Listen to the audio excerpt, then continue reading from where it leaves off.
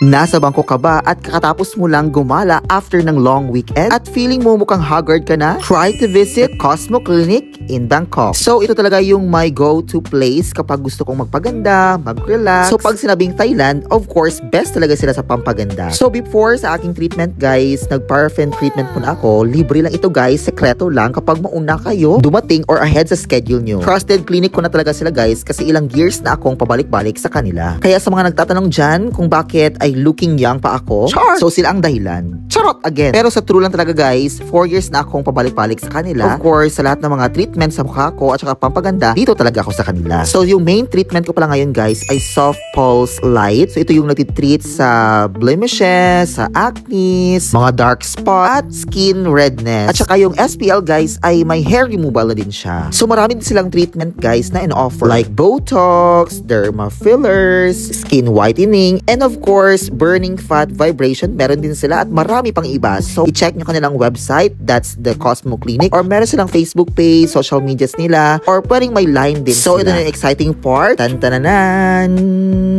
Voila! Ayan. So normal lang yan after ng SPL or Soft Pulse Light. Ayan. So gusto nyo gumanda, try nyo na.